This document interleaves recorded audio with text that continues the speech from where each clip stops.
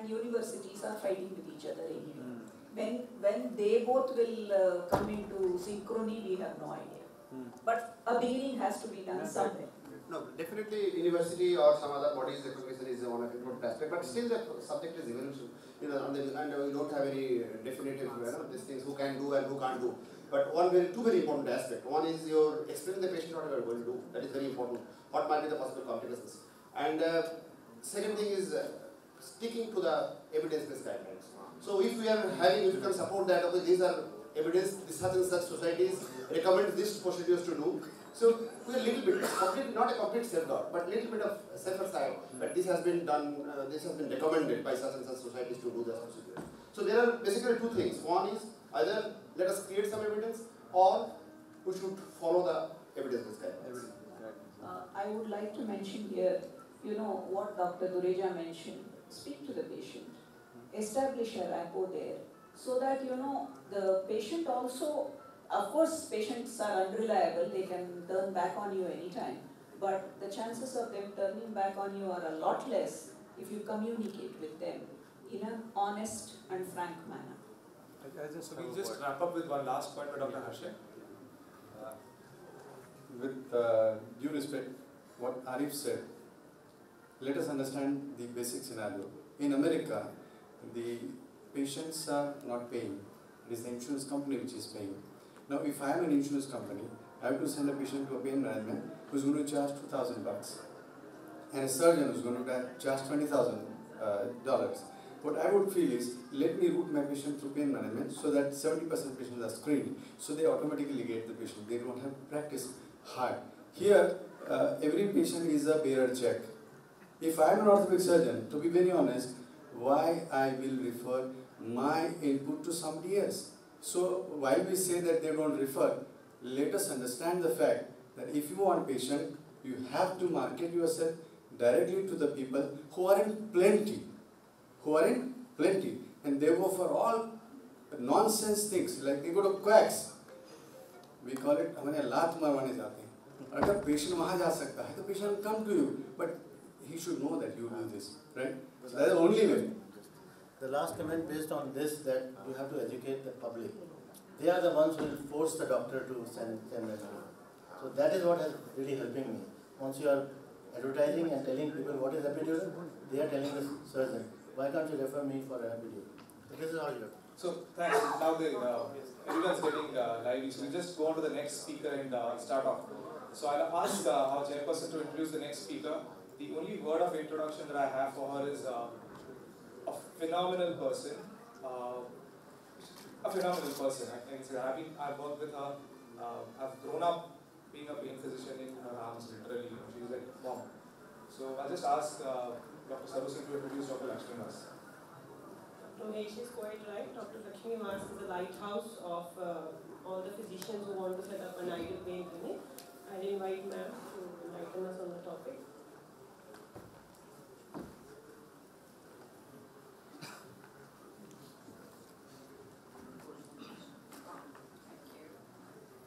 Anybody around here I have to put my presentation up, so please give me some time.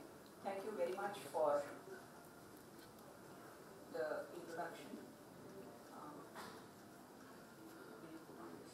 Let's start.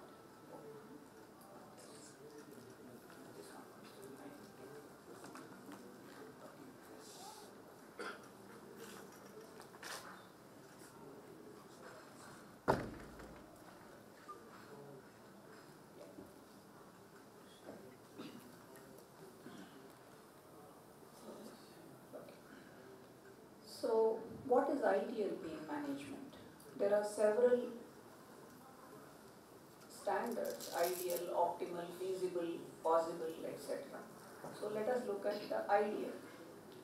And WHO recommends a biopsychosocial model: bio-bodily pain, psycho-mental suffering, social return of the patient to his prior lifestyle in society. This is the most difficult goal actually. You can catch hold of this and you can remedy this. But this is where all our maramari, as I would say, goes on. Interventions form a very small part of the ideal pain management. pain physicians need not be technicians. If you are an interventionalist, you are only a technician and you are certainly not a pain physician. And I think Dr. Tureja has spoken enough about that, so I will not go ahead more on that. So in 1931, Albert Schweitzer wrote, "Pain is a more terrible lord of mankind than even death itself." So, treatment of pain, we are very privileged people. You see, we could have been anything as doctors, but to be a pain specialist, pain management or consultant, I think is the greatest privilege that we can have, and we should respect this and utilize it. And he also said that we must all die, but that I can save him from days of torture, that I feel is my great and ever new privilege. How many doctors can boast of this kind of work atmosphere? So let's come to an ideal pain clinic. You need a pain physician, pain nurse, well-trained staff. And a very important part is an in-house physiotherapist who is in sync with you, who knows what you are doing and you know what they are doing. Then in India, I think a yoga teacher, even if you had a part-time person to guide your patients, nothing like it. I'll tell you why later. Access to a psychiatrist, a clinical psychologist, a dietitian. And we need to have a networking with other specialists like neurologists, orthopedic surgeons, spine surgeon, hand surgeon, rheumatologist. All these are people with whom you will save their lives most of the time, and they will save your life once in a while. So, in-house physiotherapists, before the emergence of pain as a specialty, or physiotherapists were the pain specialists. PT produces fairly good results in mild pains. So, that is where their idea of success comes in. Improves moderate pains to a good extent, probably. But in severe pains, improvement is negligible or temporary. And this is the kind of patients who get referred to us. So, however, once conjunction with pain interventions or pain management techniques, PT makes a major difference. But bottom line, pain physicians cannot do without physiotherapists.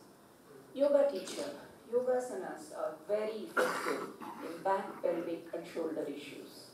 They are a very subtle but very powerful way of simultaneous stretching and strengthening. If you were to compare yoga with physiotherapy, yoga is like an ancient wise old man, and physiotherapy, the best of physiotherapy today, is like a braggart toddler. So this is the best example I can give you of the comparison. However, yoga is very complex and requires expert supervision. Usually, I like to say, yoga ka aisa hai, kahi pe nigaah hai, kahi pe nishana. What the asana will do to which part of the body you won't know. So they need to be guided slowly by a proper teacher. And there are certain things called mudras, where the pose is held for a little while. And these are very, very, very useful. I cannot tell you how useful it is in head neck pains, trigeminal neuralgias, migraine, etc. They are invaluable, very effective. And certain practices like Shadhanana Mudra, etc. are extremely useful in calming the mind. We are after all doing the biopsychosocial model. Pranayamic practices also. Prana means breath, ayama means manipulation of. There appears to be a direct connection between breath and the mind, and there is an expressway between mind and muscles of the body. Muscles could well be the final common expressor for every single pain that there is in chronic pain medicine. Hence, if patients could be taught pranayama in conjunction with effective pain management, anxiety and catastrophization could be reduced as well as pain. Acupuncture is another very, very useful thing, but I don't use acupuncture for usual chronic pain management because the results are temporary. I'm a trained acupuncturist, but I don't use it at all in pain management, except for migraine. These points are called Jingwell points. They're very effective in when a patient comes literally reeling with pain. If you put these points, they come down in pain and then we can talk. So, access to psychiatrists, clinical psychologists, There are red flags like suicidal ideations, but many others come with lesser problems, anxiety and depression. You need to assess it, you need to quantify it with a validated scale so that you can see the improvement later. Usually, primary cause, many times other doctors say pain is in the head. I really dislike such doctors who say pain is in the head. It is not what is in the patient's head, but what is not in the doctor's head. After 12 years of pain management, I can very confidently say that the number of patients who imagine their pains is not even 5%. Everywhere, pain is the general cause of the problem of psychological disturbances. And the disability, a disabled person has no self-esteem. If you and I got disabled, we would be as psychologically involved as the patient. So an effective pain management could be the key to reducing the psychological ramifications of pain. But as I said, GAD, there is a general anxiety disorder scale and patient health questionnaire. So these, one assesses depression, the other assesses anxiety. So now here, last week I got this girl, young girl of I think 17, 18 years. She came with foot drop, pain in the leg and an X-ray like this. Note this, lytic area. She was under the care of an orthopedic surgeon who had said that this X-ray is okay, no problem, just wait and watch. With the foot drop, he's telling her to wait and watch. So I sent her to an orthopedic surgeon, and it was found that she had osteosarcoma. So you should know when to refer. These are patients, there are some patients who come to you first. So that is a dangerous situation because you are not the expert in that field. So you should have a friend who can bail you out in such things. Then there are some patients who come with very weird neurological problems. I had a patient who came with Parkinsonism, and she would say she did very well with the pain management, but she would say, I can't stand, I can't walk. I didn't know what this problem was. I sent her back to the neurologist. Neurologist simply adjusts the Parkinsonism medicine and sends her off. So I said, no, I want a second opinion in neurology. There is something problem here. And then it was found that she was having a disease called multisystem atrophy, MSA. So that's a very serious condition, and Parkinsonism is one of the symptoms of that condition. So you should know who can bail you out when. Scaphoid fracture is notorious for being missed by everybody.